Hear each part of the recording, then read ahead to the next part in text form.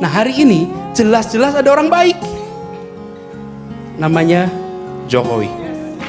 Udah jelas ada orang baik. Ini betul-betul. Jadi kalau Pak Jokowi berdiri dimanapun saja, kita akan lihat ya, he is one of us. Jadi ketika dibilang Jokowi adalah kita, it is so true. Saya lihat itu sendiri ketika kenal pertama kali Pak Jokowi dulu. Pemimpin yang sedang kerja. Republik ini membutuhkan suasana itu. Lihat Jakarta banjir.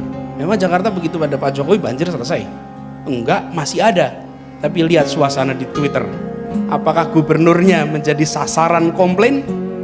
Tidak. Kenapa? Karena orang tahu he's working out there. He's working to fix the problem.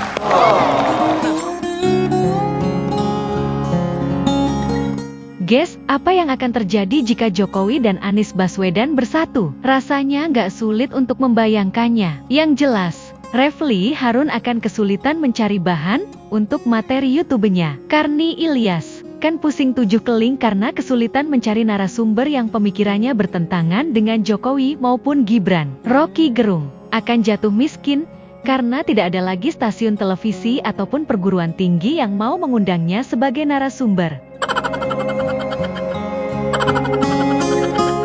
Di dalam dunia politik gak ada yang gak mungkin. Kita lihat saja pertarungan keras dalam pemilihan presiden yang melibatkan Jokowi dengan Prabowo. Di tahun 2014 dan 2019, ujung-ujungnya Prabowo jadi menterinya Jokowi dan yang lebih mengejutkan lagi, Jokowi malah mendukung Prabowo di dalam pemilihan presiden 2024.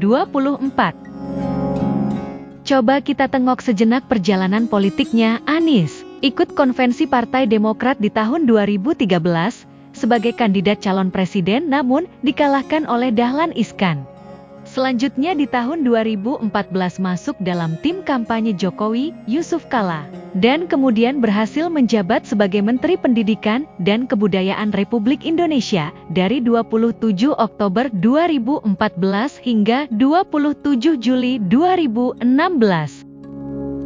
Selepas pecah kongsi dengan Jokowi, Anies kemudian bergabung dengan Prabowo untuk memenangkan pemilihan Gubernur DKI di tahun 2017.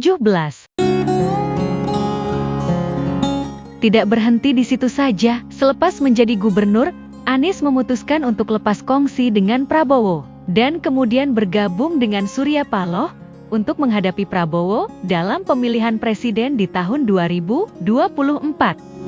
Sekarang jelas ya guys, tidak ada musuh abadi dalam politik, yang ada hanyalah kepentingan abadi. Makna dari ungkapan ini adalah untuk menggambarkan realitas politik yang dinamis, di mana hubungan antar tokoh atau partai bisa berubah, tergantung pada situasi dan kepentingan yang sedang dimainkan. Musuh hari ini bisa jadi sekutu esok hari, jika ada kesamaan tujuan atau kepentingan yang selaras. Gimana menurut pendapatmu guys? Apakah kalian setuju jika Anies dan Jokowi bersatu kembali di kemudian hari? Kalau saya sih nggak setuju. Kasihan, entar anak abah nggak punya pekerjaan lagi.